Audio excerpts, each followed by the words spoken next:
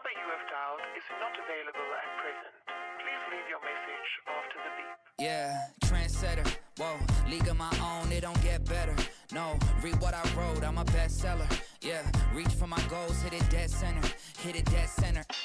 Bullseye, hit it the most, is no misses. Something like fish in a barrel, it's no different. Blindfold on me, I still got the most vision. Trendsetter told them before, but they don't listen. Better, bring a better bad because I'm bigger, better. Solo, single, selling several shows at every single second. Peter Piper picked a pack of pickled peppers. Kinda came and crushed the competition, hope they get the message. Look, living it fast, spinning my M in the bag. I never go slow, thinking I'll crash. End up a thing in the past, they know I won't though. Big fish catching me, they gon' need a bigger boat. Ironic how the world stops when I spin a globe. Always showing up. Right. Last year's song still holding up. See the name now and they know what's up. Right. Price hit the top and it's going up. I'm a trendsetter. Whoa, league of my own, it don't get better. No, read what I wrote, I'm a bestseller. Yeah, reach for my goals, hit it dead center. Hit it dead center. Yeah, trendsetter. Whoa, league of my own, it don't get better. No, read what I wrote, I'm a bestseller. Yeah, reach for my goals, hit it dead center. Hit it dead center. B.O.D. Get the spell check, a fact check, and prevent errors going up. See the bent lever, jalapeno hot. Y'all just red peppers, all y'all copy copies, but I'm left center. And your shorty glitching on me like a text center. Hit it with a French tenor. Crazy, wait until I do the next record. I leave head severed. I don't need to hit the bench ever. But if I do, I'm PRing to the next level. Condo flights to Lufthansa. Already know who you people fans of. Call me Big Daddy in a big body Wrangler. Call me Big Daddy Adam Sandler. Bullseye, aiming for a cottage with a poolside, full size. Always showing up. Right. Last year's song still holding up. See the name now and they know what's up. Right. Price hit the top and it's going up. I'm a trendsetter. Whoa, league of my own, it don't get better. No, read what I wrote, I'm a bestseller. Yeah, reach for my goals, hit it dead center. Hit it dead center.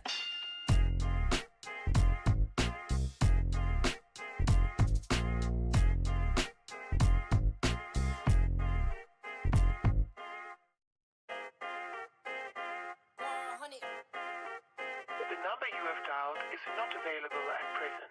Please leave your message after the beep. Yeah, trendsetter, whoa, league of my own, it don't get better. No, read what I wrote, I'm a bestseller. Yeah, reach for my goals, hit it dead center. Hit it dead center. Bullseye, hit it the most, is no misses. Something like fish in a barrel, it's no different. Blindfold on me, I still got the most vision. Trendsetter told them before, but they don't listen. Better, bring a better bad because I'm bigger, better. Solo, single, selling several shows at every single second. Peter Piper picked a pack of pickled peppers. Kinda came and crushed the competition, hope they get the message. Look, living it fast, spinning my M in the bag. I never go slow, thinking I'll crash. End up a thing in the past, they know I won't though. Big fish catching me, they gon' need a bigger boat. Ironic how the world stops when I spin a globe. Always showing up. Right. Last year's song still holding up. See the name now and they know what's up. Right. Price hit the top and it's going up. I'm a trendsetter. Whoa, league of my own, it don't get better. No, read what I wrote, I'm a bestseller. Yeah, reach for my goals, hit it dead center. Hit it dead center. Yeah, trendsetter. Whoa, league of my own, it don't get better. No, read what I wrote, I'm a bestseller. Yeah.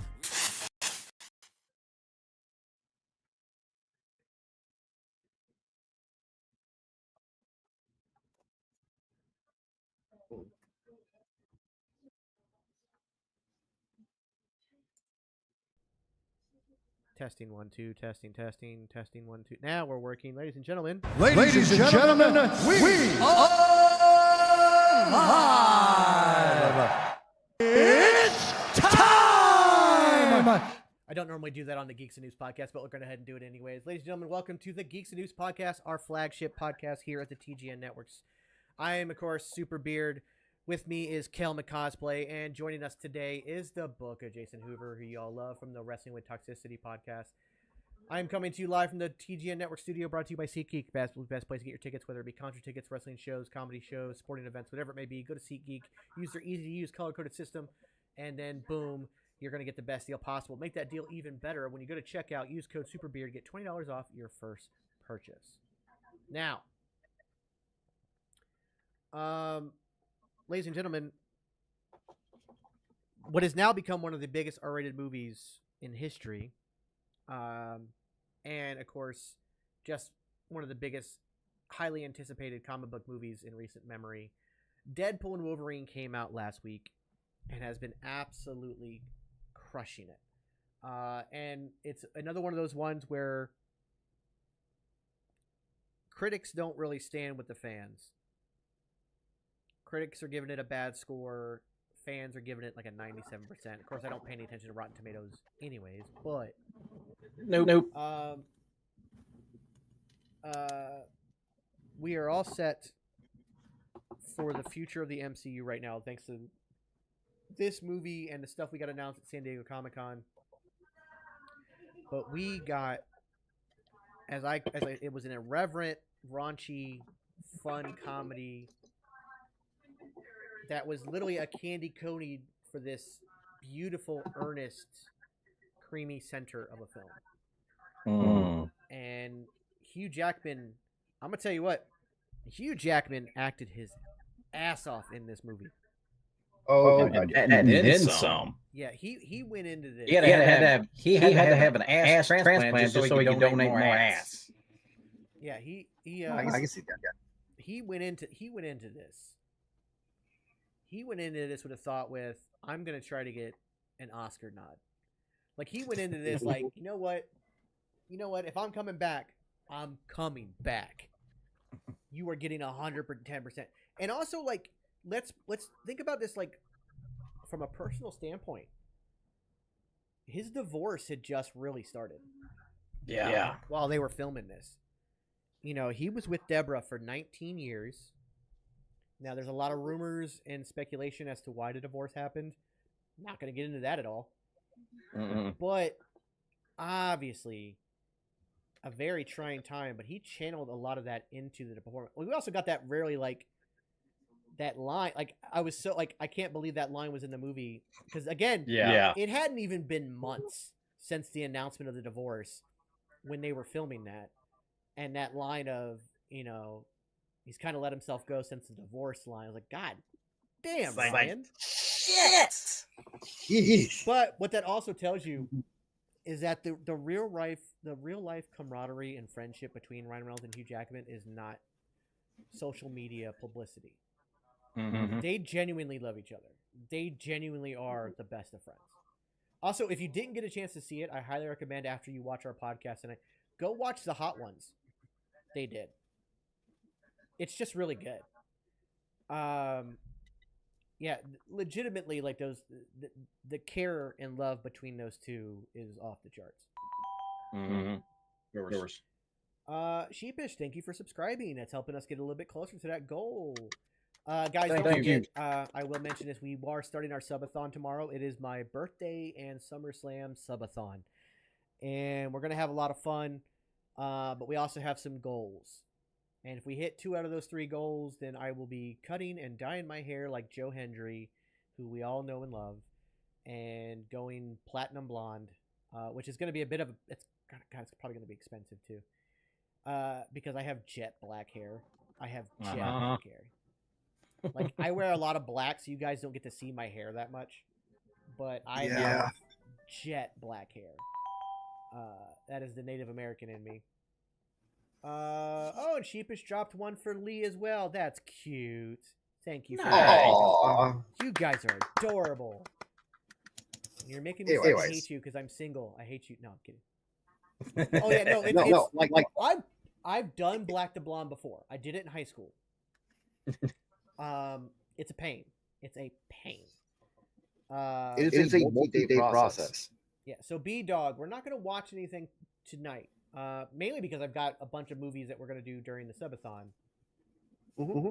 But we're just going to talk about Deadpool and Wolverine today, as well as the future of the MCU, because there's a lot going on. But going back to the movie, Kel, I would like you to, you know what? I'm going to put you on the spot. What was the movie about? Deadpool Wolverine? Yeah, you're going to be my Mason to my Mr. Sunday movies. So what was the story?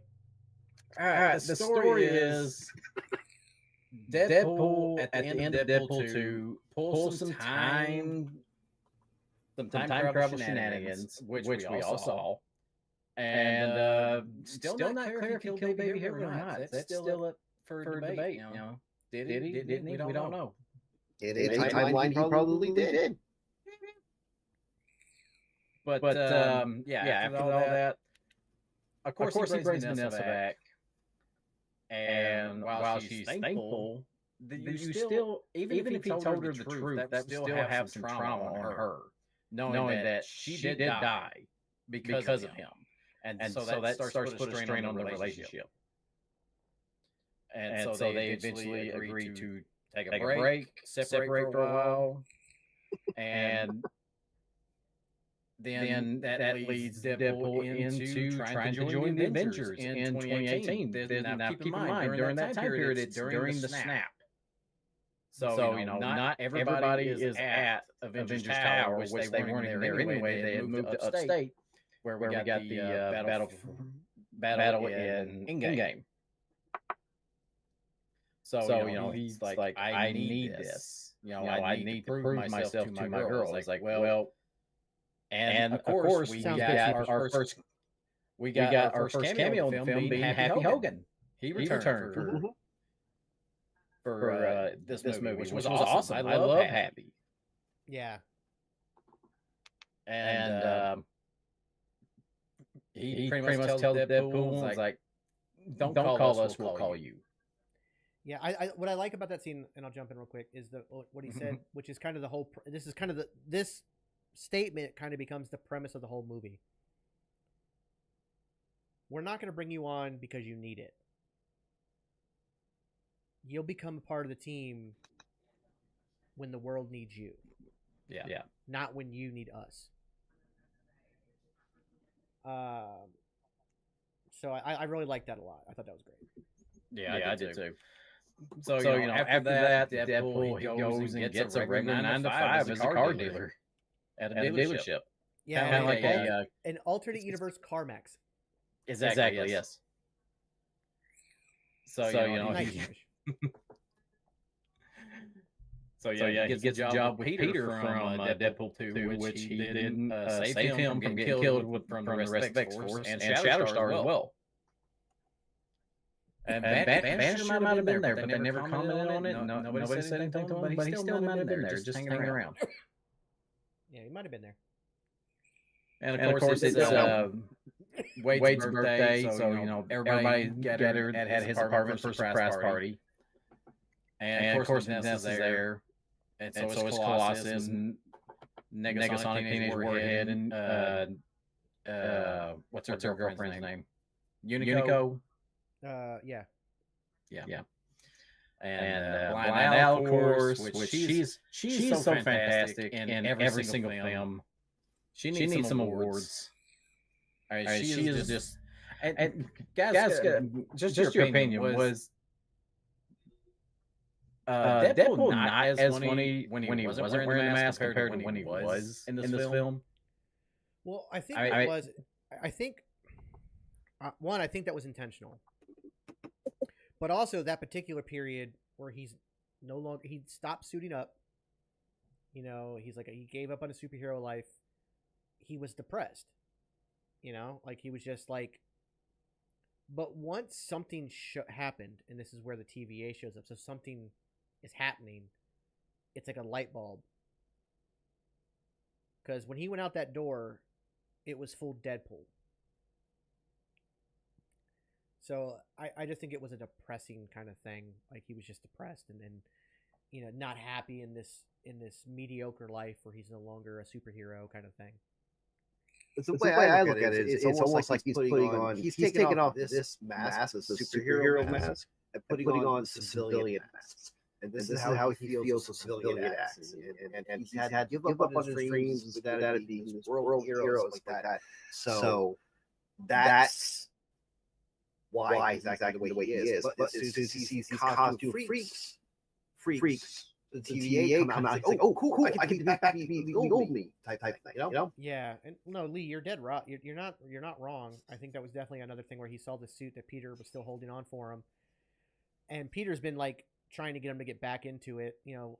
Kind of like a la The Incredibles, where Mr. Incredible kept pulling Frozone to do nightly. Right when they had the cop radio and stuff.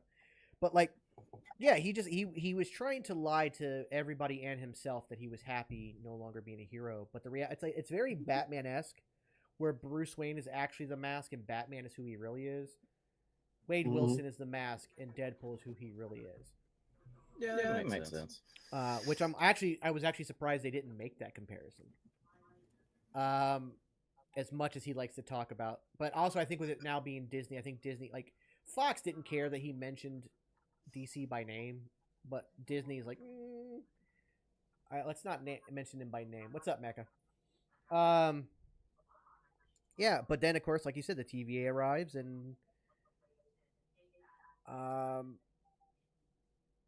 yeah, it leads to everything else we got. It's where we also learn about anchor beings, and I equate anchor beings similar to Nexus beings. Mm-hmm. But I think a Nexus being, the difference being, like a Nexus being, I think can be pulled from their universe and it will be okay. Like the universe isn't going to collapse. Whereas anchor beings, once you pull them from the universe, that universe begins to collapse. Yeah. What's up, Wendigo?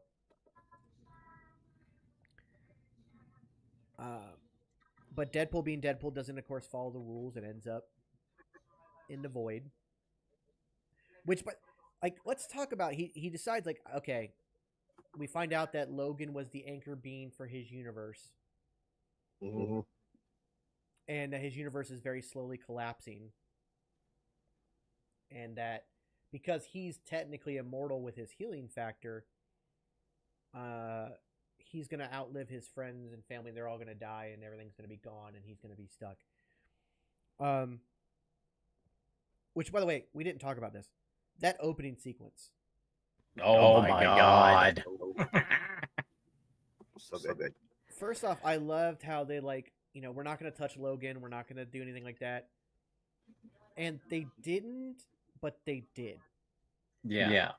Because he tries to unbury Logan, saying, "Oh, your healing factor, you'll be fine. I'll dig you up, and you can come." And it turns out, nope, absolutely dead. Yep. But like that confirmation was kind of like, "Hey guys, we're not changing Logan. He is dead. That universe is Logan gone." And then he kind of bastardizes the corpse and uses it. I love that sequence was very open, and then of course the whole dancing the bye bye bye. Which,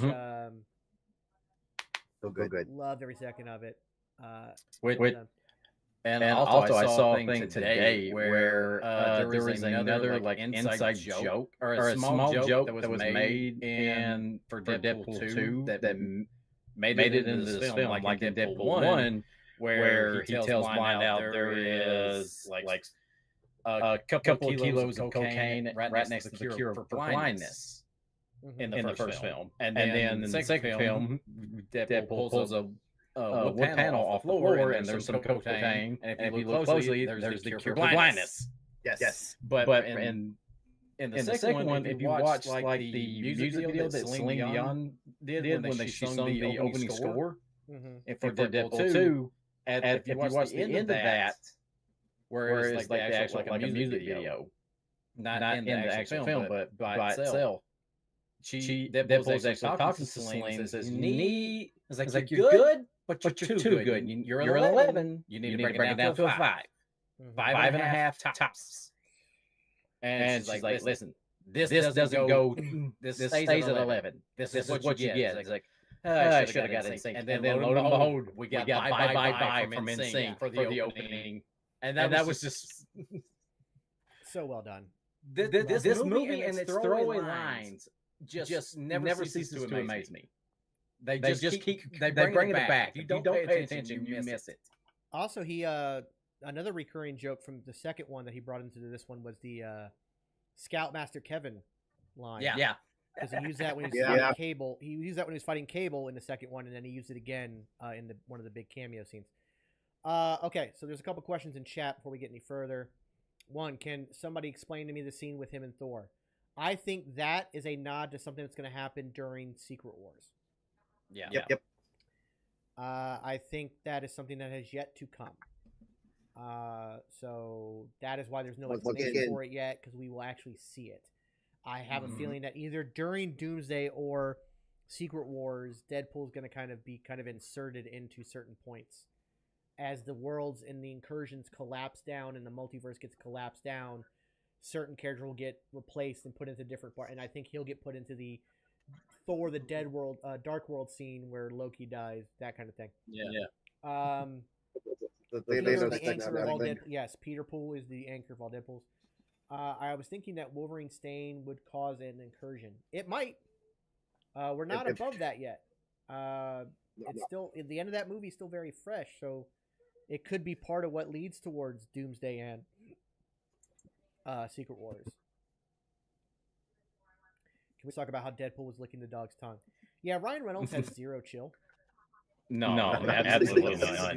Absolutely do anything. That man has no filter and no fear. I love him. He's great. Also super smart. Marketing genius. But what we get, like, when Deadpool realizes that Paradox is not a good person, and he is now doing this kind of like outside the TVA's jurisdiction and trying to do his own thing. Which, by the way, the one kind of criticism I will give for I will give like one criticism. I don't understand Paradox's motivations. Okay. Like, why speed up? Like, his job is to watch over this universe as it collapses. But his motivation is basically that he's bored and doesn't want to wait thousands of years. In the TVA, like, time means nothing. So 1,000 years can be 5 minutes. Like, so I don't quite understand his motivation other than he's just not a good person. So that was a little bit, that's a little bit off, but like, it's not that big a deal. It's just a little criticism. Like, that's, you know, like I said, I give this film a 9.5 out of 10, and it's close to perfect. Yeah, R-Truth and Ryan Reynolds together would be great. I would love to see that. So I just didn't understand his motivation, but it's not that big a deal. Because that's the thing, like, I think some people, for some reason, some people went into this movie expecting this, like, Jane Austen-esque, deep-ass story. Like, it's a fucking Deadpool movie. And all the people that, like, all these... Look, whatever your religious belief is, that's fine. I have mine, you have yours, whatever it may be. The fact that there are people on there, online, going, like, I walked out of that movie, this movie was made by the devil, it was so anti-Christian, it was so bad, blah, blah, blah. And I love Deadpool. Yeah, I saw that. You don't know Deadpool. No. Because you didn't watch the last two films, because they were worse. Yeah, I mean, did you not watch the first two films before you walked into this one? And by the way, every trailer that came out about this movie played the I'm Marvel Jesus part. And that's what everyone was complaining about. So if you knew about the film, you knew that was coming. Which I wore my Marvel Jesus shirt to the theater. That was nice. That was great.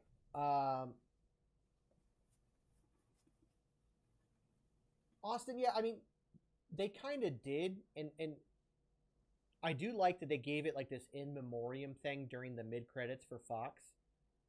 We got this like in memoriam Oscar style video vignette of all the movies from the Fox universes, which I thought was good, but also kind of like, hey, they're dead, they're done. They're over. We're done with that. The fact that the 20th Century Fox sign was buried in the void and all that. Yeah. All you can see was the X. Yeah. Strategically placed. Oh yeah. Oh no, the movie actually did get quite deep. Like you said, going into Wolverine's mind. Like I said, it's a raunchy, irreverent comedy candy coating shell around a creamy, earnest and deep film center. Because again, Hugh Jackman just acted his ass off. I forgot the name of the actress, but the woman who played Cassandra Nova was great. I thought she was very good. Yes. And yes. we had Like Candy. I would like to. Go ahead. I would like to see. I would like to see her come back as that character again in the MCU. Unfortunately, it can't happen. I thought doesn't mean I don't want to see it. Yeah. Unfortunately, the way they ended her, it can't happen because she was erased away in a way that's been established that's a permanent way that it's gone. Like her being spaghettified out between matter and antimatter, like she's literally wiped out of all existence. Well, that version, there might be other variants of that that could show up. That's true too. The fact that she was grabbed as a baby to be in the void before she could walk is a big clue as well. But I want to talk about, before we get into cameos, because obviously this was a cameo fest, but in the best way possible. Absolutely. There was not a bad cameo. Yeah, no, not at all. The Wolverines. When Deadpool started his search for a Wolverine to help him, we got some really cool moments that were just it was pure fan service. Emma Corrin, thank you, Tyler. We got some huge fan service. One, we got a size accurate Wolverine, which was hilarious looking. That was adorable. That was the most ridiculous looking Hugh Jackman has ever looked. Probably will ever. Yeah, that was insane. We got a brown and orange suit Wolverine fighting the Hulk. Oh. And the way they recreated Yes, that's what I'm about to say. The way they recreated the comic book cover, because that cover is iconic. It really is. It is. And they recreated beautifully. The Age of Apocalypse Wolverine with the ridiculous hair. I mean that looked just like the action figure I had as a kid. Yeah, so comic accurate. The Crucified on the X. The Crucified on the X one was right off the cover.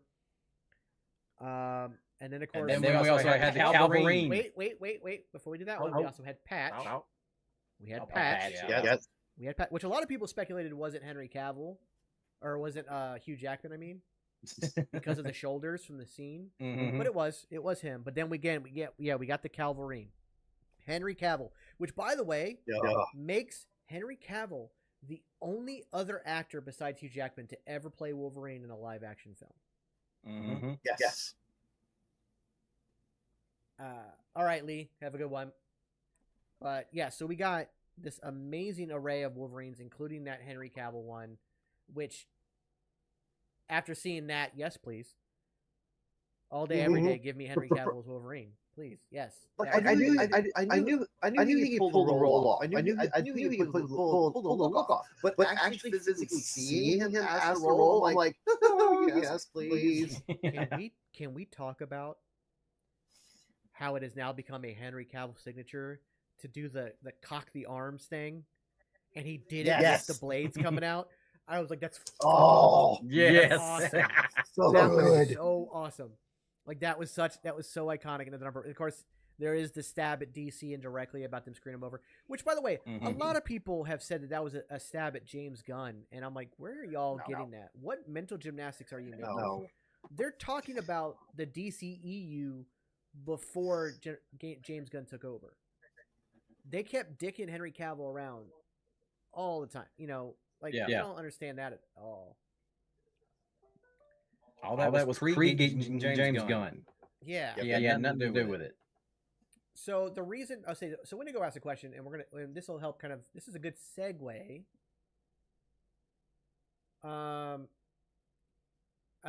This is a good segue. Thank you, Wendigo.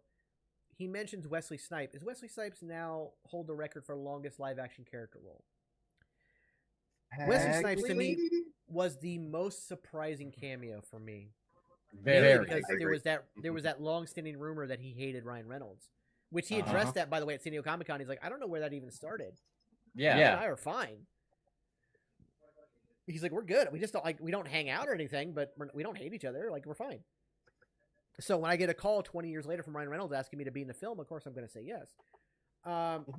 So the reason he doesn't count as longest running live action character role is because of the Blade television series, which they made a jab at that, by the way. Yes. There was a Blade yes. television series where another actor picked up the role. So he doesn't count as consecutively playing the character. Hugh Jackman still holds that Guinness World Record.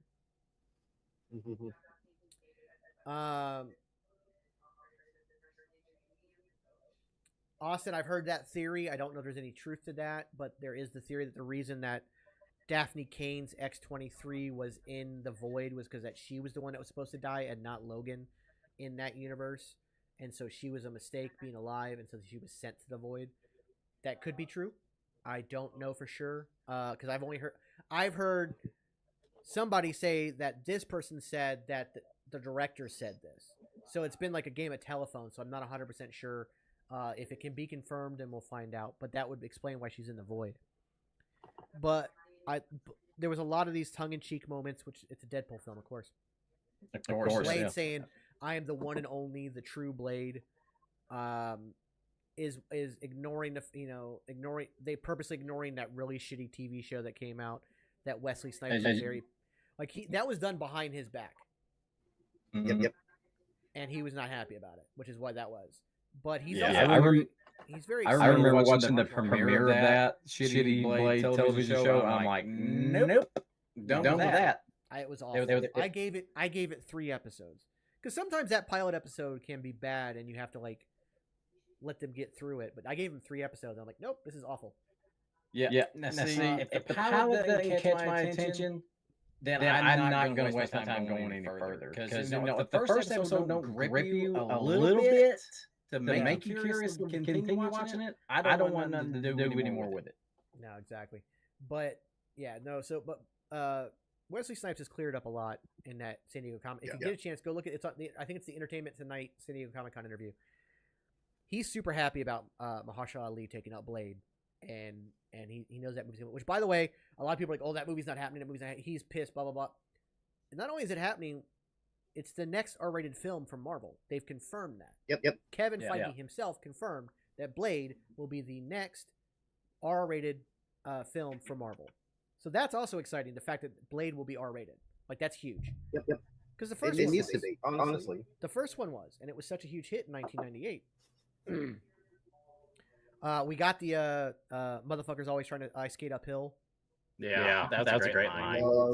That line to this day still makes no sense, but it's a great line. And the fact that he stole that from one of the guys in his entourage back in 1998, and it's now become this iconic line. It's great. I love that. But I think I think a lot of the cameos stood out because people didn't go in it just for a paycheck. Yeah. Like they did a very good job. I think let's give Sean Levy, Ryan Reynolds, and Marvel a lot of credit for not making Elektra just a joke. Mm-hmm. It would have been very easy and very well accepted to just make her a joke because that movie was fucking terrible. Jennifer Garner does an amazing job as Elektra, and I think redeems herself big time with this take. Also, that line about Daredevil dying, she's like, yeah, it's fine. Oh, yeah. The fact that it's Ben Affleck, her ex-husband, like, that's great. Mm-hmm. But I love that nobody in these cameos, besides, like, the Johnny Storm one, but that's on purpose, was oh, cool, here they are. Oh, they're fucking stupid and they're dead. Like, they did something stupid and they're dead. The Johnny Storm one was on purpose. I'll be right back. Okay. Mm-hmm. So the Johnny Storm one was on purpose. Yeah. But yes, we did. Well, I kind of skipped over that cameo. We did get Chris Evans back. We got him as Johnny Storm. Yeah. Now, Chris Evans has confirmed he will not come back as Captain America. Mm-hmm. He's not going to do anything like that. But coming back as Johnny Storm and allowing that character to be gone, like dead as dead can be, having his skin completely ripped off his body. Nasty. Yeah, exactly, Windigo. He was mad at the first script. If you heard what the first script was, everybody was mad at it because it was fucking awful. It basically made Blade a background character in his own film. Yeah. It was a terrible, terrible script. So, yeah. But it was written by someone who didn't understand the character in the comics. Yeah, it was somebody who was trying to push their own narrative on things. and trying to basically create their own characters using Marvel as a tool to do so. And it, obviously they were fired and it was completely scrapped.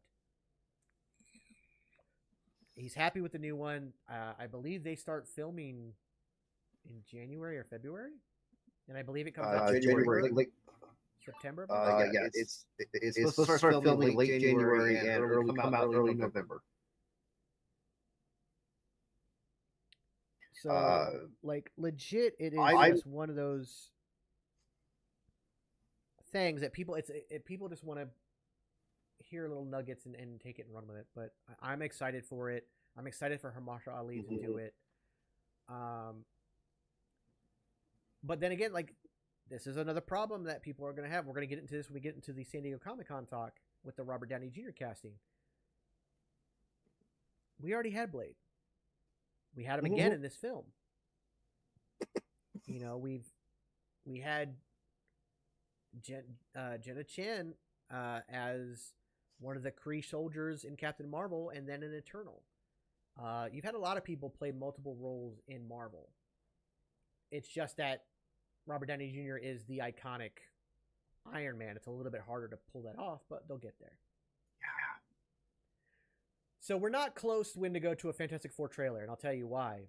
They did show you test footage at Comic-Con. However, they didn't even start filming until 2 days ago. They literally principal filming started on Tuesday. When did the multiverse first get introduced? It got introduced basically during Endgame. Not okay, so technically, if you want to be technical, the first mention of the multiverse is in the first Doctor Strange movie when the Ancient One is explaining how things work to Doctor Strange when he shows up at Kamar-Taj. She mentions the multiverse by name. The first kind of showing of the multiverse was Endgame, and then, of course, we have the multiversal saga that we're in right now. Doomsday is releasing 2026. I forgot. I think May of 2026. Yeah. I think you're right. So yeah, but like I said, we got Blade, we got Jennifer Garner's Elektra, and then we got something that we never thought we'd ever see, and it was something that was talked about for 10 years, and that was Channing Tatum as Gambit. Now, I did an interview in 2019 with Doug Liman, the director of Edge of Tomorrow, who was at one point set to write and direct the Gambit film with Channing Tatum. And he talked about Fox's just absolute red tape and bureaucracy, which is why he left. Because they were going to micromanage the shit out of it, and it was a bad taste. And Channing Tatum talked about on Instagram, he took a picture with Ryan Reynolds at San Diego Comic-Con. He wore the exact same shirt he wore 10 years ago when he was announced as Gambit. And he wore it again at San Diego Comic-Con. He's like, it's 10 years almost to the day from when I first took the picture being announced as the actor for Gambit. I was so in love with the project and so in love with the character, and when it fell through, I was so heartbroken. I stopped watching comic book movies altogether. He talked about how much it heartbroke him, and now he's happy to have been back and have that moment. And I thought, there was a part of me when I saw him, and they were, you couldn't even understand what he was saying mostly, and the heavy Cajun accent and everything. I was like, oh, he's going to die first. They're just going to kill him off. No, he had a great fight scene. Everybody was great. And I thought they did a really, really, really good. Legitimately, I think they kind of use that as a chance to go, hey, this is what you missed out at. Can we actually get this now? Yeah. Wendigo, I actually do. I can see it. I can see us getting a trailer before the end of the year. I could see probably a December-ish us getting a trailer. I could see that. Christmas trailer, yeah. The first thing I got for the Fantastic Four was that Christmas card. Yeah. So it would make sense to have a trailer similar to that around Christmas. One of the cameos I thought we might have gotten, I think one that they had talked about trying to do that they couldn't make happen, was a Nicolas Cage Ghost Rider. Oh, yeah. But rumor has it, again, this is just a rumor, you know how we feel about rumors, Ryan Gosling will play Ghost Rider in the MCU. I'm so okay with that. I'm so down for that. I am too. If you watch the movie Driver, that feels like Ghost Rider without powers. Like, I feel like, and like if you watch Blade Runner 2049, I think Ryan Gosling will pull it off very well. So I'm totally down with that. But so that's kind of my thinking on it, Wendigo. I'm still kind of in the air about the casting choice because of the importance of Doom. But at the same time, RDJ was the one who brought the MCU into life. He is the catalyst that started all. If he had not given the amazing performance he gave in Iron Man 1, we are not here now. We don't have these movies. Somebody else has them. Marvel gets sold off. We have no idea. So to have him be the one to end it and kind of do a soft reboot, I get their logic of hiring him. Okay, what I missed? We went off topic. We were talking about cameos, but now we're kind of talking about the RDJ casting for Victor Von Doom. Again, like I said, I understand the thought process and the logic that Marvel's doing is that this was the guy who started it all. He'll be the person to end it all. It'll be a full circle kind of moment. Most likely, yes, an R-rated Ghost Rider film will be what we get. And again, Ryan Gosling is rumored to be cast in that, which I'm all for. But let's dive into the RDJ a bit since it's been brought up. I'm still not 100% sold on it. It is going to be very hard to pull off story-wise. That being said, there are ways to do it. I made a video on it. That's not the only way to do it.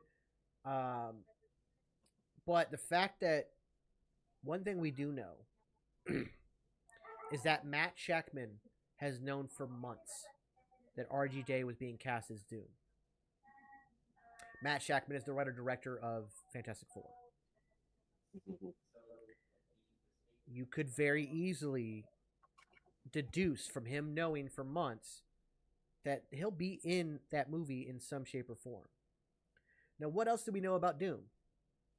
The reason Doom wears the mask is because he was disfigured in a lab accident, which he blames Reed Richards for, even though Reed was trying to tell him, hey, your calculations are off. Then, in his impatience, in them putting the mask on him, he doesn't wait for it to cool off, so it burns and gets stuck to his face. Now, he has since been able to remove it since that time, blah, blah, blah, blah. But you could show Robert Downey Jr. in the Fantastic Four movie, have him get his mask by the end of that film. And by the time he has come into the multiversal situation, his mask never has to come off again. Till maybe the very end of Secret Wars. Or maybe even the beginning of that film. But you can do it in a way where, like, now it's like, we've been fighting this guy. Look at what he's done. He's collapsed things down. He's created Battle World. Oh my God, that's Tony. And Victor could be like, who's Tony? It's very obvious from looking at the Fantastic Four movie stuff that we've got. It's as very little as it is. Stark Industries does not exist. The Baxter building is in the place where Stark Industries building was. So there's no Stark Industries. There's a Future Foundation. And we have a New York that somehow during the 60s is a futuristic and kind of thing. New Rockstars did a kind of breakdown about this, about how thanks to Loki, we see a world where time gets kind of weird. So instead of either the 60s in the Fantastic Four world could be happening simultaneously with our modern day, or all the people of importance were born a generation prior to what they were in our universe. Think about and they did this in What If, Marvel 1602. Instead of everything being born in modern times, they were born back in the 1600s. So they all became their characters, but they became like Victorian era versions of their characters. And I think that's what's going to happen here. So instead of Tony Stark, Howard Stark being part of World War II, he's maybe part of World War I. So technology advances faster because they're doing it earlier. So instead of that rickety flying car we see at the World's Fair that Captain America is looking at with Howard Stark and the car falls, but it's just a prototype. He's perfected that, or whoever has perfected it by World War II. We get a retro-futuristic Jetsons-esque world by the 60s because of it. It's like visiting Space Mountain at Disney. What the futurists thought the world was going to look like. And it could possibly be why we had that version of the hover car from Fantastic Four in Deadpool. Exactly. Very true. Wendigo, I do not think they're going to use that what if with the mind swap. I think the mind swap is that what if issue. First of all, it doesn't really have an ending. But at the end of the day, that Dr. Doom becomes a good person. So the Victor Von Doom that has Tony Stark's mind becomes a good person. So that doesn't work with what they're trying to do. There's also that comic where after Civil War II, Tony falls into a coma and Doom picks up the mantle. But again, that's Doom kind of stepping up into an almost heroic role. I think, and this is the theory that I postulated. So again, Howard Stark's still working for S.H.I.E.L.D. or whatever government agencies in that universe, right? He and his now pregnant wife have a mission in Latveria. He goes there. She has the baby a little bit early. They weren't expecting her to have the baby there, but she does. As they're leaving the hospital, they have some kind of car accident, possible assassination, brake lines cut, whatever. However, the baby survives. They've had the baby. It's a couple days after having the baby. They get out there. They die in the wreck, but the baby survives. A traveling, caravan of nomadic Latverians finds the car, takes the baby. Name it Victor, raise it with the Von Doom family, has no idea who the Starks are. And because Howard Stark died, Stark Industries goes away. Because there's no heir, there's nobody to take, whatever, it's done. This leaves room for the Baxter Building and the Future Foundation to become a thing. This allows for somebody who's going to have the genetics of Tony Stark and look like him, but never know his heritage other than all he's ever known. He doesn't know he's adopted through being found. He's told his whole life that this is his mother. She gave birth to him. I forgot his mother's name, but whatever Von Doom. Martha? Maybe. No. Cal, it's not. I think it's actually Maria. Why did you say that name? But so his whole world is all he knows is he's Victor Von Doom. So just because he has the face of Tony, in his universe, he is Victor Von Doom. And think about somebody that intelligent and smart who doesn't have that moment in the cave to reset his morals. Yeah. Tony was headed down that path in the main MCU universe. He would have ended up as Doom. But in the back of his mind, there's still that whole suit of armor around the world. He knows what's best for the world, but it has to be done in his image. So without the moral conundrum that happens in the cave, and without that, holy shit, he's now just the pompous ass that he's always been, without having a reality check. So he goes unchecked as Victor Von Doom. On top of that, is able to take over a whole country and become the leader of Latveria. That's Dr. Doom. Doom bots versus Ultron bots. What's the difference? Exactly. On top of that, there is now the rumor that just came out today that Damage Control, the group, will be the villain of Armor Wars. And they're going to recreate Ultron. So we're going to have issues again with this kind of stuff. And that's going to lead into what's going on. So, yeah.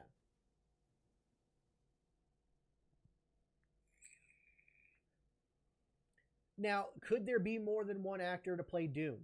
Obviously, you can go that route. I don't think they will.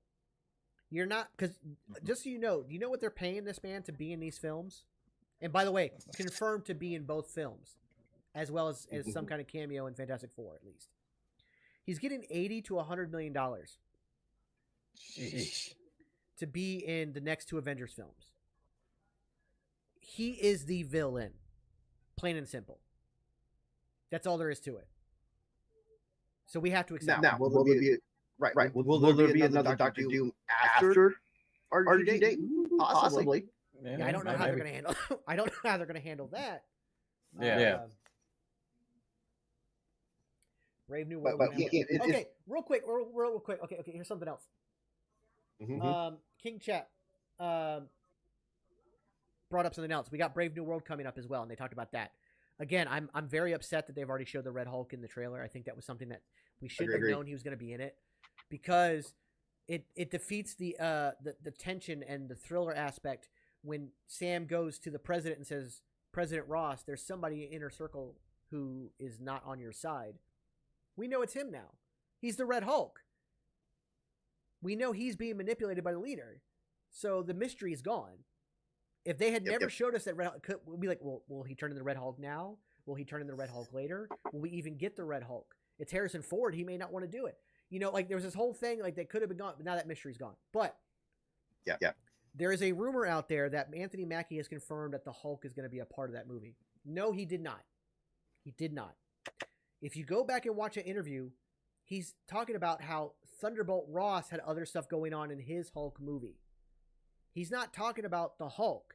He's talking about Thunderbolt Ross in the interview, and people are misconstruing his words to think, oh, he just confirmed that Hulk's going to be in his movie. Could the Hulk be in Brave New World? It's possible. It's been rumored. It's been debunked by Marvel, but we know Marvel also lies, you know, for the sake of secrecy. But then it's coming up again. Could he be in the film? It could happen. Is that what Anthony Mackie was talking about? Absolutely not. People are stretching what he said and putting words in his mouth. He was talking about Thunderbolt Ross, and he was on a different trajectory, not the Hulk. Tyler brings a very interesting idea. Maybe Bavaria heard about Howard's genius stealing DNA to have their own clone of Stark. So I had actually thought about that too, Tyler, but that actually I think bastardizes the Doctor Doom character. Part of what makes Doctor Doom great is he did grow up with a band of gypsies, very poor, and earned through intelligence and cunning and manipulation to get to the point of power. If you do it to where he's a clone and raised by the Latvian government to take control, he doesn't have the upbringing needed to be Doom. So that's why I didn't go that route. So we could get a variant of Doom. It's possible. That being said, I feel like the Jonathan Majors situation has screwed up Doom for the MCU. Because now they're having to replace Kang with Doom, whereas Doom could have been a much longer character. I think we're done with Doom after Secret Wars, because the mutant saga is what starts after Secret Wars. Right. So the big bad we need in the mutant saga should be some kind of mutant. I would like it to be Onslaught. It's probably going to be Apocalypse. That just is a go-to big bad. I would like it to be Onslaught. I don't think it will. But I think because we have the Fox films where Magneto's the villain and everything. But we need to introduce a new big bad. People hadn't heard about, because no one really knew Kang unless you were a comic book nerd. Exactly. Right. I'm upset that the King story didn't work out. I understand why they had to go a different route. It's a very tragic story. But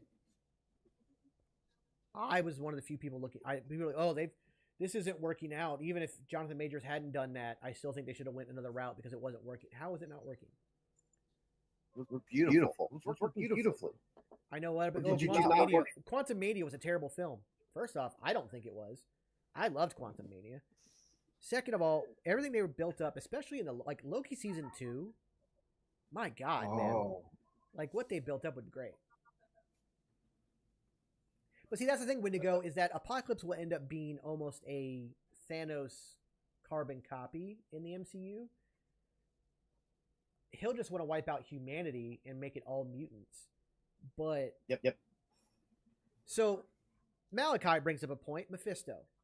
Let's talk about. There's something else happening with the mutant saga. By the way, there's going to be a sub saga going on because we are getting Blade.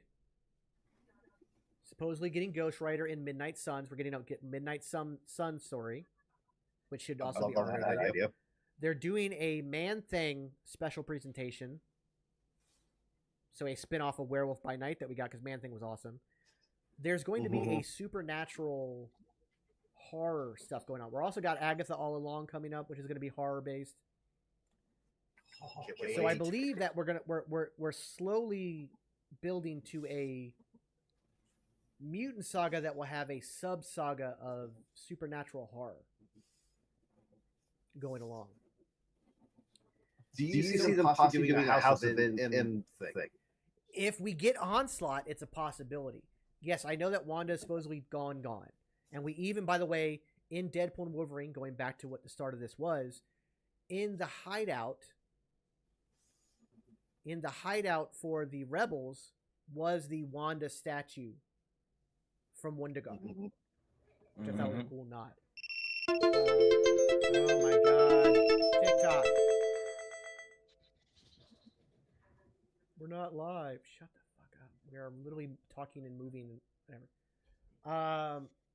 So Blade fired its writers and its original director. They got a new director and everything, but that's on track. It'll be the next R-rated film coming out next year. I believe the soft reboot is needed too. A soft reboot. A lot of people are calling for a hard reboot. No. A soft reboot, which is what we're getting out of Secret Wars. I love the MCU.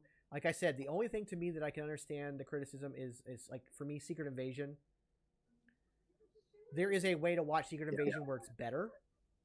However, I get it. That was probably the weakest point of the MCU so far. That being said, I love Quantumania. I love Thor Love and Thunder. I love Multiverse of Madness. I watch those movies all the time. They're great. They're fun. They're fantastic. The fact that we have Chris Hemsworth actively apologizing for that film because people wanted to bully him for so long is sad. Like, that's upsetting. I love that movie. Could we see the Punisher become the cosmic Ghost Rider in the film? I highly doubt that. I don't think they'll go that route. That's almost a big bad character level kind of thing. Now, you also got to bring back a lot of Thanos stuff. You do that. I want to talk about Fantastic Four again. We talked about how Doctor Doom will most likely have a cameo in that film. We know that Galactus is going to be in it, right? Yep. Galactus, just like America Chavez, is a non-multiversal being. How there's only one America Chavez in the entire multiverse. There's only one Galactus. So Galactus is going to come over to the MCU as well. How they handle that, I'm not sure. But that's pretty awesome. Yeah. And the guy that got playing it, I forgot his name. He was actually in Guardians of the Galaxy as one of the Ravagers. But he is very, very good actor. Yes, Galactus was shown in the concept art with him like peering into the Baxter building, which I thought was kind of cool. I understand where you're coming from, Wendigo. Wendigo said they should have waited a bit longer to do the multiverse saga. I don't think so. I think if the pandemic had never happened and we weren't trying to play catch up on a schedule so that these movies didn't get pushed out to 2030, so they started putting things back to back to back to back to back, that's where the fatigue comes in. There was no time in between. There was no time to discuss things. There was no time to linger on them because they had to recover from 18 months of nothing. If the pandemic had never happened, we'd still be on schedule as we are right now. But instead of having things be back to back to back to back, we would have had like 2 or 3 projects a year versus 7 in a year and then 6 in a year. It would have been more spread out, and it would have been much better understood. And they would have had more like, okay, we can maybe do like a one shot here to help explain some more or this and that. They can't do that because they were playing so much catch up. They couldn't do any of these little side projects to kind of help. Right. I also think it would have given us as the fans a chance to digest anything that came out. So we could actually have the chance to have the opportunity to go, look, this is what I found. This is what I see. What do you guys think? We're here. It's like, okay, I just saw the movie. Crap, next one's coming out next week. Yeah. So Ironheart has not been scrapped. It has a release date. Yes. Ironheart is still going on. Let me see if I can get a release date here. It comes out September of next year. So Ironheart has not been scrapped. That's just some rumors by some people who are like, oh, it's Marvel's woke. We shouldn't have a female Iron Man. And so they started this rumor that the movie had been scrapped. Yeah. Tyler, if they do that, I hope they don't. So Tyler, I hope they don't do that either. What if it's a variant of Tony who lost everything and became desperate, makes a deal with Mephisto, and becomes Doom? That bastardizes everything in the sacrifice. It cannot be Tony Stark in any way, shape, or form. My way is the closest you get to Tony Stark, and the fact that he's Tony for 3 days of being alive. The 3 days that they're in the hospital waiting to leave after the birth. That's the only way it can be Tony. It has to not be Tony. If they want the story to work, he has to be a villain. He cannot be,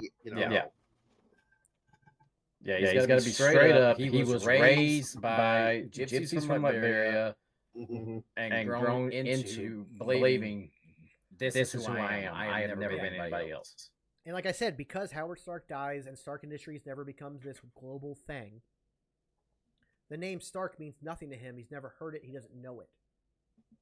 Now here's a question I propose to you. Will this version of Dr. Doom also be adequate in magic as he is in the comics? I hope so. I do too, because we have Doctor Strange. We know magic exists in the universe. So yes, I want him to be technologically smart. Where make this version of Doom as smart as Tony, because this is going to be a version of Tony. Supposedly, however it works. Be that genius level intellect, but also be able to do some magical abilities. Yeah, combine technology and magic like he does in the comics. Yes. And that leads to him becoming Emperor God Doom in Secret Wars. He could not have done that without the magical side of his abilities.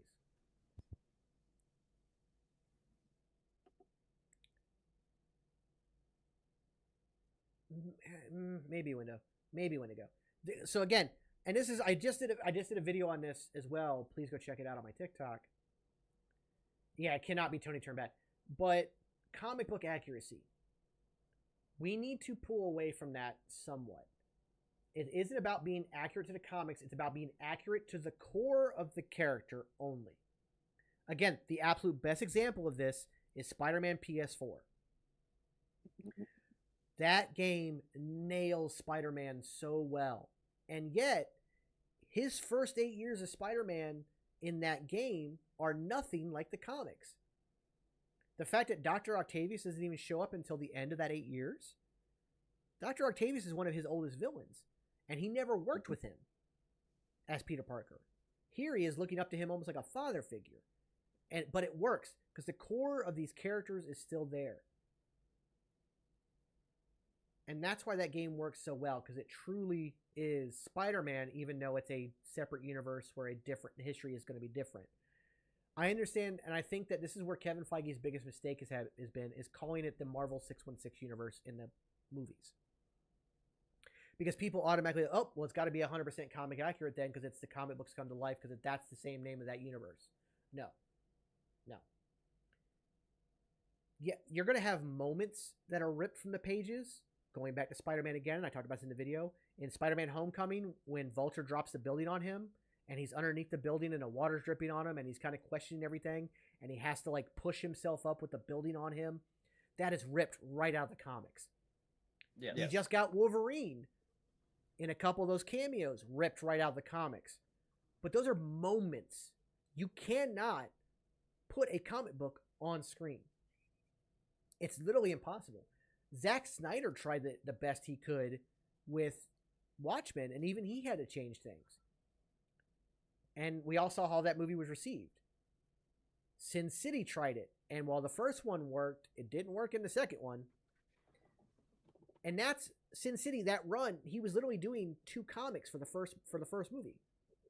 A lot of these characters have 60 to 80 years of history. Convoluted history, by the way. Convoluted history. Because so many writers have worked on it and retconned things and changed things. Yeah, comics don't have movie endings. They also don't have to end because they're going to continue on month after month after month. Movies have to have a start, beginning, and end. Even if you're doing a trilogy, even if you're doing a series, hell, even if you're doing an MCU franchise saga, there has to be a beginning, middle, and end. It's a completely different medium. Also, in comics, you can get away with so much more because you're drawing it. There's no limit to the physics or anything. There's no limit to what your pen can put on paper. There's a lot that can be limited when it comes to film, even with CGI. Yeah. We have to understand that movies are not one-to-one adaptations. And Kevin Feige has said that from the beginning. That's why it says inspired by Marvel Comics. It is inspired. That's it. The reality is, as long as they keep the core of the character, then we're all gold. That's all that matters. Yep. Look at, and I keep going back to Spider-Man. I think it's one of the best examples. We got a 3-movie origin story for the MCU Spider-Man, which, by the way, has Aunt May die. Yeah. No one saw that coming. She dies in the comics, but Peter's in his 30s by the time that happens. She dies in the Spider-Man game, but he's already in his late 20s. He's not even out of high school. And now he has no one. But again, we've got the core of the character. They nail the core of Spider-Man. They nail it. Yeah, she was the one to deliver Uncle Ben's line, but she did say it was Uncle Ben's line, by the way. Yep. So they took it, they evolved Spider-Man's story, but it's the core of the character. They nailed the core of the character, so it's fine. And now we're going to have that young Spider-Man who's going to be a friendly neighborhood Spider-Man who doesn't have the help of technology because he got rid of the suit. He's just got his own homemade suit now and everything. And it has been reported that Spider-Man 4 will happen between Doomsday and Secret Wars. He'll still be a big part of that because the Avengers know of Spider-Man. They don't know of Peter Parker. Yeah, I'm glad they didn't overuse his death and use it again too. Yeah. So, I don't even remember them casting anybody to be Uncle Ben. They didn't. Because Uncle Ben was already dead by the time that we got the Spider-Man from Homecoming. By Civil War, he was already dead. Yeah. He had been dead for 6 months. But the first time they referenced Uncle Ben was in Far From Home when Peter grabbed that old suitcase and it had his initials on it. Well, no, he is mentioned in Civil War. He does mention that his uncle died. Did he? I must have missed that one. In Civil War, he mentions it but he doesn't say his Uncle Ben. Or he says, he just his uncle. When my uncle died, it was just me and my aunt. I've had these powers for 6 months. Blah blah blah blah blah. Right. So he's giving that speech in the room to Tony. He mentions it kind of offhand. He mentions it again in Homecoming when Ned's asking him about his powers. He's like, you cannot tell Aunt May, ever since, my uncle. That's when Uncle Ben's name, I think, is first said. Is Homecoming. But regardless, again, it's about getting the cores of the characters. So this Robert Downey Jr., I think Robert Downey Jr. is a phenomenal actor. And if you watched Oppenheimer, he kind of was Doom. He's the villain of Oppenheimer. He is a scientist that wanted to be the one to make the bomb. And he hates Oppenheimer because Oppenheimer beat him to it. That's Doom. Mm-hmm. So I get the casting. I get Marvel's logic of full circle, he started it, he ends it. Got it. As long as they get the core of the character. And again, my theory, which there might be, I'm sure they have a plan. They might have a way to make sure they nail it. Right now, I think my theory is, as far as I can tell, and again, I'm only one person, and I'm not in the industry, but my theory feels to me the only way to make it work. In a world where he has no idea his lineage. Now, also, we can talk about how you saw in Loki and you saw in Quantumania, variants look different.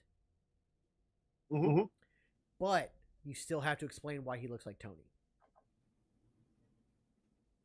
You have to explain that. You cannot have... You cannot have... Yeah, because Henry Cavill's Wolverine. You cannot have Robert Downey Jr. show up. Spider-Man. Yeah, you cannot have Henry Cavill, Robert Downey Jr. show up in front of the Avengers, especially Spider-Man, and if his face gets shown, not have them go, "Oh my God, Tony!" Like, you have to explain it. That's the one thing, because like, you didn't have to explain why does Gemma Chan, why is she a Kree soldier here and now she's one of the Eternals. You don't have to explain that. Why is a guy who was a Ravager in Guardians of the Galaxy now playing Galactus? You don't have to explain that.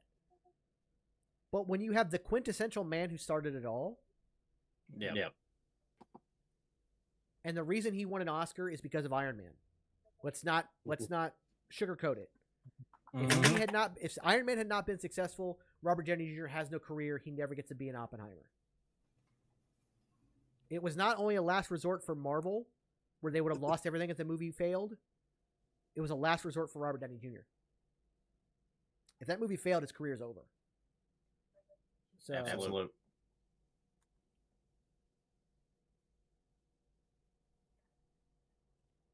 Lamar, if you go right to my website, we do ship to Cameroon. I have checked on that. So you just go right to the site in my bio. You can get a shirt through there. So Steven asked, this is a good question. Here's a good question. What was your favorite part of Deadpool 3? And then we'll add a caveat. What was your least favorite part of Deadpool 3 or Deadpool and Wolverine? I think my favorite part was, I think like it's kind of like two parts. It was the cameos that showed up with the Resistance, but then them not being bastardized. Like when they had a really good fight scene, I was like, that's really cool. I loved that they treated them well. That's my favorite part. My least favorite part, we talked about it earlier, is the fact that Paradox's motivations didn't make sense to me. So that's my least favorite part. Let's see. I'd probably say my favorite part would be, I mean, there were so many good parts. It's tough to narrow it down. I think the part that made me laugh the most was the end credit scene where Deadpool proves everything that he said that Johnny Storm said was true. I like That made me laugh harder than anything. And then just the interaction between Deadpool and Wolverine during those serious moments was really good. Yeah, there was a little humor, but it was really well written. I mean, they could have phoned that in easily. They could have wrote it in the script, just phoned that in, just have a serious and not have substance to it. But there's enough of a story in the movie to keep you invested. I really enjoyed that. Now, let's see, my least favorite thing. So while you think about that, do you have it already? You got it? No, go ahead. Okay. So Gello, who's just joined us, is asking, and we just kind of talked about this, but I'll give you a quick refresh or a quick recap of what we talked about. He asked, how does RDJ become Doom if everyone knows what Tony Stark looks like? So I'll give you my quick theory and the way to make it work. Obviously, he's going to be in the Fantastic Four universe, which is universe 10005. In that universe, everybody was born like a generation earlier. So instead of Howard Stark being in his mid-20s in World War II, he's in his mid-20s in World War I. He gets married before World War II and has the baby. But he's still working for the government and has a mission over in Latveria. His wife is pregnant, but she goes along. She ends up having the baby in Latveria. But then they die in a mysterious car accident, but the baby survives. A caravan of Latvian nomads picks up the baby. Knowing nothing about Stark, they don't recognize him. They don't have any kind of way of knowing who that is. But these two adults are dead. There's a live baby in the back seat. They take the baby. They name the baby Victor. They raise him as their own. Because Stark died, Stark Industries never happened. The Stark name never becomes a household name. Nobody knows about the Starks anymore.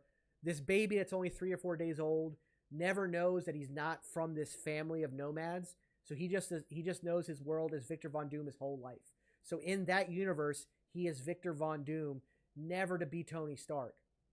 He's a Tony Stark variant, but never knows the name Tony Stark. So that's kind of how I feel that. Hopefully that helps explain that a little bit. But again, that's just my theory. That is my idea, my postulation of how that could work. Tyler, I kind of already answered that. I want Onslaught. I want Onslaught on screen. I'd like to see Strife on screen.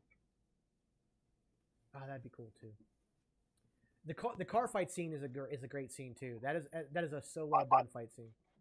Yeah. Honestly, as a stage combat fighter, I gave that scene right there was a lot for me personally. My heart and combat mode.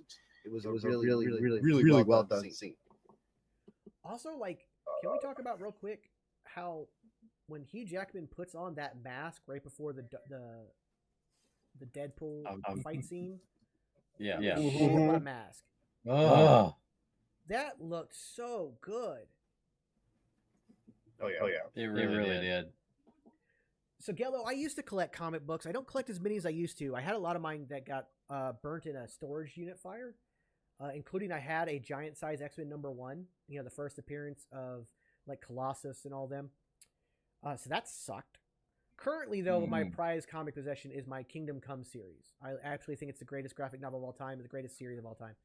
Kingdom Come is my magnum opus at the moment. Omega Red on screen could be cool. Yeah. As long as they don't cheese it out like they did Whiplash in Iron Man. Yeah. I actually do collect some comics myself. I've kind of slacked off there lately. But probably my biggest prize comic that I have at the moment would either be Werewolf by Night #33. That's the second appearance of Moon Knight, who is my favorite character out there with Spider-Man. And then I also have Marvel Spotlight.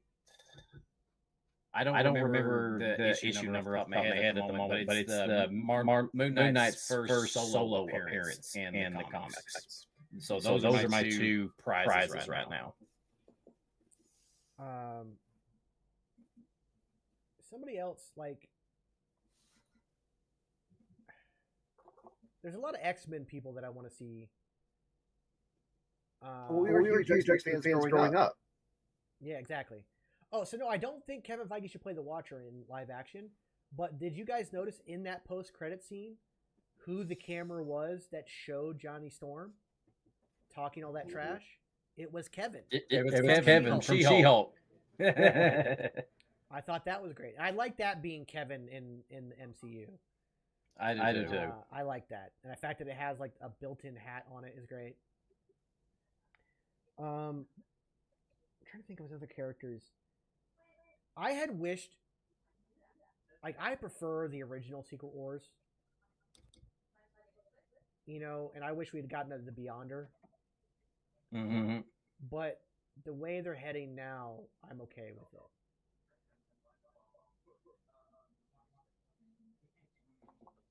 it. Psylocke and Bullseye were in the fight scene with the at the skeleton of giant Ant-Man. Cassandra's Fortress. Yeah, it was a race-swapped Bullseye and a different actress, Olivia Munn, as Psylocke, but yes, they were there. Also, they had a different actress playing Lady Deathstrike from X2. Yep, and it was not Jason Fleming as Azrael. They had different actors playing all those parts. Although I think like new rock stars said it was all those people coming back. I'm like, nope. No, it wasn't. Look at the credits. But it was Ray Park. It was Ray as Park. Toad.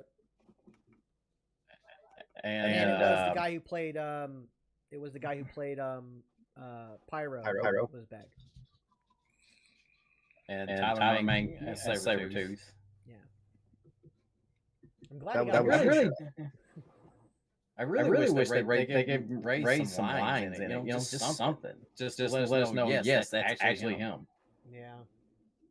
I mean, I looked at him. I could tell that's Ray Park. But still, you know, say something. Oh, you got to meet Seamus right on, Kella. That's awesome. Seamus is a really cool dude. Really, really cool dude. Mm-hmm. Yeah, I'm trying to think of it like. So trying to step outside of X-Men characters of who I'd like to see. I know we're going to the Mutant Saga, so there's going to be a lot of X-Men characters. But like, real quick before you do that, one character I want to see is Forge. Yeah, Forge would be cool. Robert Cooper, thank you for subbing. Much appreciated. Getting us one step closer to that goal. An MCU Nightcrawler would be interesting because I think it'd be done better. Like Alan Cumming, I thought was great. I didn't like the look. I thought Alan Cumming did a good job. I didn't like the look. Trying to think of characters outside of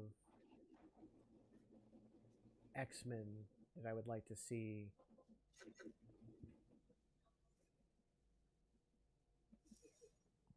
Well, one that we're kind of getting, Sony is doing a movie on, Kraven the Hunter. I'd love to see him in the MCU. Better Ray Bill is another great choice, Malachi. Good choice there. I would like to see Kraven the Hunter. He wasn't in a film. He hasn't made his film debut yet, but they did have a statue of him on Sakaar in or Ragnarok. Yeah. Yeah, he was one of the former champions in the arena. Yeah. I'm trying to think what other character would be cool to see. Because like we're getting Sentry in Thunderbolts. Yeah. I think that's going to be a lot of fun. Yeah, I didn't even know we were getting Sentry in Thunderbolts until a couple days ago. Yeah, I'm like, okay. All right. Let's go through my deck of cards for Marvel. Thoughts on a possible Green Goblin origin movie, or would that just be Spider-Man? It'd just be Spider-Man 1. Yeah. Cole. Well, hang on. I have my big Marvel thing here. Is there anybody on here that's not? Nope, these all have movies. Okay. I'll look at this one. Well, we're getting a Nova would have been one I would have said, but we are getting a Nova series. I forgot the guy's name, chat, but if you look it up, he was at the panel. He was at the San Diego Comic-Con panel for Thunderbolts. He's playing Bob, who is Sentry. So Nova we're getting. And here I thought it was Hydra Bob. When they first said Bob, I'm like, that first Bob that popped in my head in Marvel was Marvel Bob or Hydra Bob. Yeah, and he's a big thing in Deadpool like that. So yeah. Now, unless they use the new guy Peter to replace Hydra Bob. That's basically what they've done. Yeah, that's basically what they've done. Because by the way, Hydra Bob does have an appearance in Deadpool 1. Yeah. The guy right before the big fight scene at the end. At the end, there's a fight. Yeah. But then he kills him. Yeah. That's Hydra Bob. Did he kill him or did he just knock him out? He killed him. Okay. If you could each pick a character not yet featured in the movie, that's kind of what we're doing. We're trying to figure out who. So there's a movie I would have liked to have seen, but it would have been really hard to pull off, and that would have been Magnolia. Thank you for subscribing. Much appreciated. We're getting one step. We're getting steps closer to seeing a platinum beard. Yeah. Well, hair. The beard's not getting dyed. Beard stays. Well. Even though I know you're not even doing the beard, but I'm saying your hair's going to be almost platinum. So platinum beard. Do you guys remember the Captain Marvel story? This was the male Captain Marvel. So Marvel, when he got cancer. Yes. When he got cancer and he died. That story in a movie would have been amazing. You get the right actor to play him, and you set it up where, you know, you can't do it now. You can't, because it would have had to have been established before Carol Danvers. But like, I would have loved to have seen that story. Inhumans. Alpha Flight. Yes, Alpha Flight is a huge one. I would love to see Alpha Flight. So the Inhumans got a really shitty TV show, and it was so bad that they're done. You're just never gonna see them again. I don't think we ever get the Slave on a Leash Hulk with King Thanos. But 5 p.m. We'll get the Maestro tomorrow. before we get that. Nick, 5 p.m. Eastern tomorrow. I'm trying to think what are the characters Like honestly, that we haven't gotten yet. Right. That's why I'm kind of going. That's why I'm going through this. Yeah, I have that same one. I need to get it. Anti-Venom? We haven't really established Venom in I the... got it. And I just think, no. Yeah. Big Will film coming out. Right. With them coming out with the Hercules and stuff like that, do you think we could see like Ares and some of the other? Well, we're getting Hercules. Right. I don't know if we get Ares. Because my thing is Ares was part of the Avengers that Osborn had control of. Yeah. The Dark Avengers. Yeah. I don't know if we ever get a Dark Avengers thing. They kind of already went that route with the U.S. Patriot and Iron Man 3. Yeah. Are you talking about Deadpool and Wolverine, Olivia? Because we saw it and it was great and there was tons of Easter eggs. Galactus we're getting in a new Fantastic Four movie done in a much better way. Again, he's also a character that is a one of one. There are not multiples of that. I think all the Celestials are technically ones of ones. Quick question: do you think Roman Returns? Yes. No, I don't. Thunderbolts is gonna. I think Thunderbolts is gonna take a little bit of the Dark Avenger stuff and tie it into the Thunderbolts. Yeah. Would you want to see Gladiator? Gladiator could be cool. Yeah. But I think that's kind of come and gone. I think if we didn't get that with Guardians of the Galaxy, we're not going to get it. I mean, if we do establish the mutants and get the X-Men, we could get the Shi'ar. Yeah, we could at some point. And we're also getting Nova. Yeah. We're getting a Nova series. Yeah, that's true. Yeah. And he plays a part in that. Quasar is somebody I would have liked to have gotten. We got the Quasar bands. The Quantum bands. With Ms. Marvel. I think Quasar is a forgotten character that would have been cool.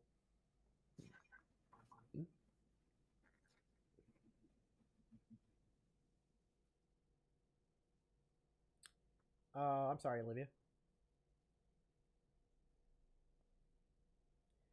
But yeah, obviously that encyclopedia is huge, and there's tons of characters in there. But I'm just like, I'm trying to think of characters that would be like somebody that like. I do want Black Knight. I don't know if Kit Harington will ever be Black Knight now, but I would love to see Black Knight. We'll see. Nihilus would be a good one. Blue Marvel would be cool.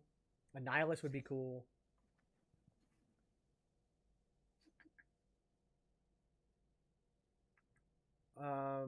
Maybe with the saga, it opens up the door so many characters I want to see is that. And I bringing think in Avengers. I think that the Mutant Saga is going to probably end with an Avengers 8 and 9, or maybe 9 and 10. There might be like another Avengers movies in between, but like I have a feeling it's going to be an Avengers versus X-Men kind of thing. I have that would be cool. What about Mr. Sinister? Yeah, I would like to see that. Yeah. He's somebody that's been teased, but we've never actually gotten in live action. Yeah. Technically he's in the MCU universe, his company, and stuff like that. But we've never seen him. Kazar might be interesting. The Savage Land. Cloak and Dagger? Yeah, there was a Cloak and Dagger series. Oh, that's so. And Cloak and Dagger series, I think, is considered technically. I missed it. like quasi canon. Now. Okay. Now. I would love a Sauron. Ooh. I think Sauron would be cool. Yeah. I think we're getting As Rangers. much as a throwaway character as Sauron is, he is a fleshed out character. I mean, nobody he's got such an interesting backstory, but everybody just never remembers him except for like diehard comic fans. I think Mojo might be fun, like doing Mojo World. Yeah. I mean, if you, I think if you did it, you would definitely have to do it the way they did it in X-Men '97. Yeah, with Mojo. But with Mojo, we also get Longshot, which I think Longshot is well overdue for an appearance. Anything. I think Dazzler is coming. There's a lot of rumors about Dazzler, so I think that's going to happen. Longshot's a cool character. Doc Samson technically should have already been in the MCU. I think he might be. He was. So in the Incredible Hulk with Edward Norton, the guy that Liv Tyler's Betty Ross is dating is Doc Samson. Oh, okay, cool. So he has technically been there. Technically. I'm trying to think of some I was trying to think of Hulk villains that might be cool, but unfortunately Hulk doesn't have a ton of really great villains. No, he doesn't have a rogue gallery. No. Yeah, I mean, it's mainly Ross, Leader, and Abomination. Yeah. And then maybe Absorbing Man and a couple others here and there, but really. The Wrecking Crew, yeah. So Wonder Man Tyler is coming. That series comes out, I believe, next year. They wrapped up filming, I believe, last month. So the guy, I cannot pronounce his name to save my life. If you saw the Watchmen HBO Max series, he played Dr. Manhattan. He played Black Manta in the Aquaman movies. He is playing Wonder Man. That's another character I've always loved. I loved West Coast Avengers growing up. I thought it was really fun. You know what character I'd like to see is Firestar. Like a really good representation of Firestar. I remember that old cartoon we used to have that was like Iceman, Firestar, Spider-Man, Super Friends thing. And Spider-Man and Friends. Yeah. Amazing Friends. Yeah. I think that would be a good one. Yeah, Abdul Mateen Yahaya. I don't know how to pronounce it, unfortunately. But yeah, he's going to be Wonder Man, so that's going to be interesting. I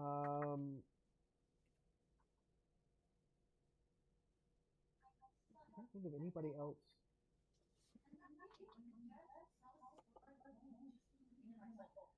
We got him in Agents of S.H.I.E.L.D. Is Wolverine? Yeah. No, Deathlock. Oh yeah, that was a crap version. Yeah, that was Well, I mean, Agents of S.H.I.E.L.D. Shuma Gorath was done bad in Strange too. I don't know. I mean, kind of, but thoughts on seeing Hydra Man in the MCU? I think Hydra Man would be a great villain for one of the next 3 Spider-Man films. I think that'd be a great villain.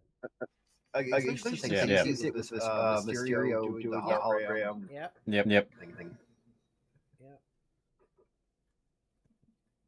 I think that could be a fun villain. Spider-Man's Rogue Gallery, I think, is the best villain's Rogue Gallery. I think it actually beats out Batman's Rogue Gallery. I think Batman's would be second, but I think Spider-Man's is first. And then I think maybe I would put Flash at number 3. I'm right there. It's very, very good, Aiden. Very good film. So good. But I'm trying to think of who else.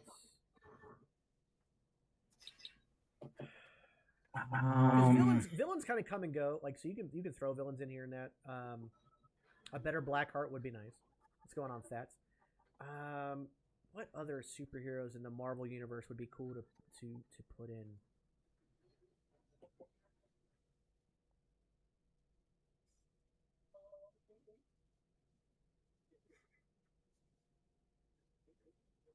Anybody else hear the Jeopardy music?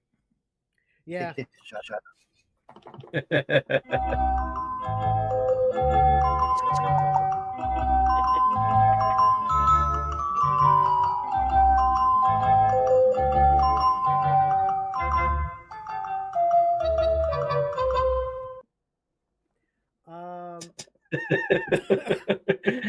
Thank you, Beard. No, I get the litany of characters that Marvel again. There's 80 years of comics. There's so many. I'm trying to think of one. Okay, here's a question. Here's a question. Impossible Man. Cartoon, TV series, or movie? Cartoon. I think Impossible Man only works in a cartoon. Mm-hmm. Same with Mr. Immortal, which we got in She-Hulk, by the way. So I guess I'm wrong. Yeah, yes. Mr. Immortal in She-Hulk. So yes, Paul Mullen was the Welsh Pool in the Wrexham Deadpool costume, and he plays for Wrexham. So that was a cool thing. Also, Harry Holland, Tom Holland's brother, was one of the Deadpools. Mm-hmm. And apparently Ryan Reynolds didn't realize that until like at the premiere, a little bit after that. Yeah, and of course Blake Lively was Lady Pool, Baby Pool was their new baby, and Kid Pool was their daughter. Yeah. I think they're older of the two daughters. Yes.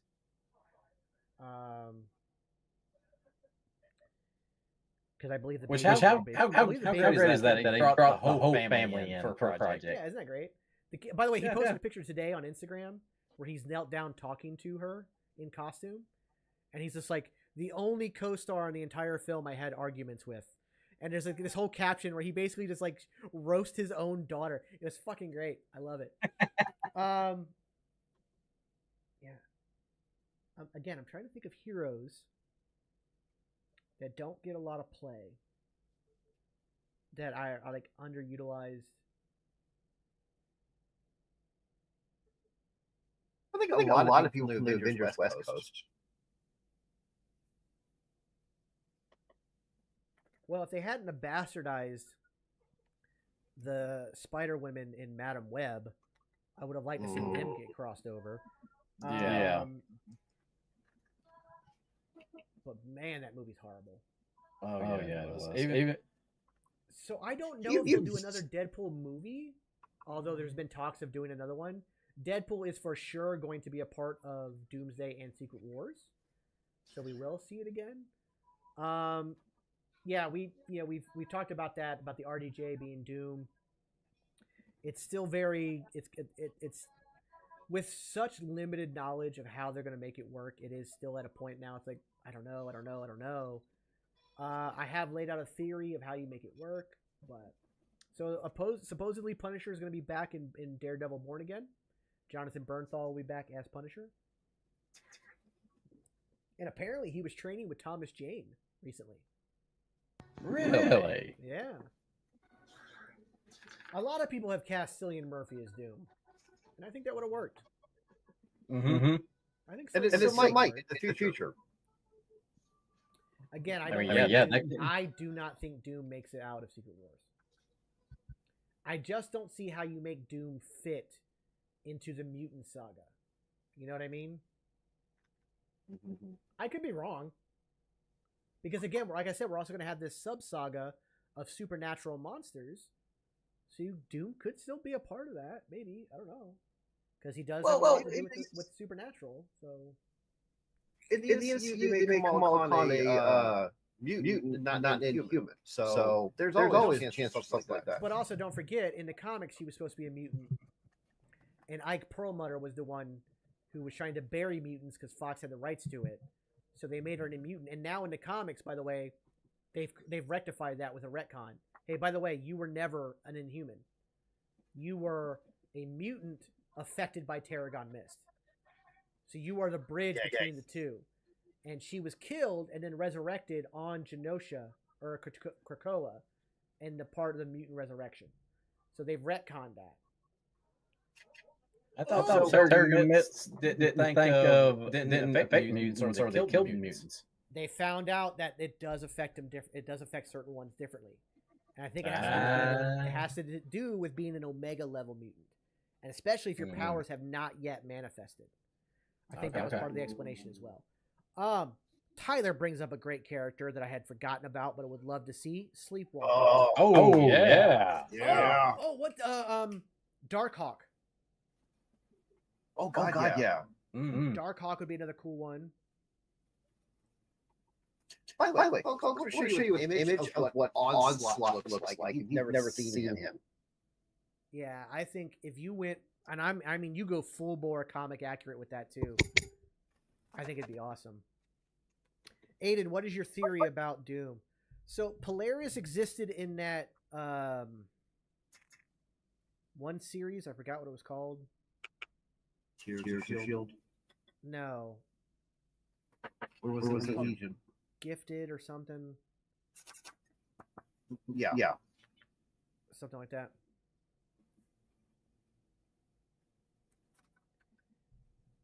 I don't think they do that, Aiden, because that bastardizes the entire sacrifice that Iron Man made in Endgame. You completely destroy everything you built with that sacrifice if you do that.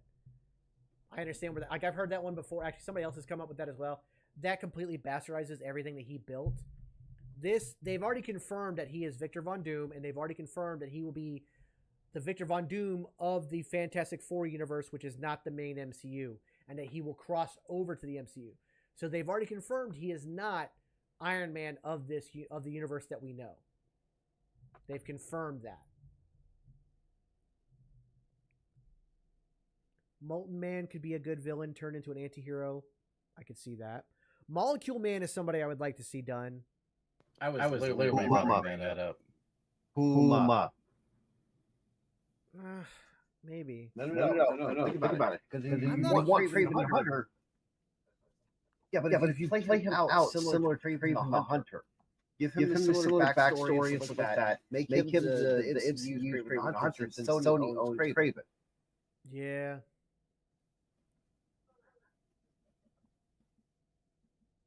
How about that be more Craven than Craven? That would piss me off. I would be so mad.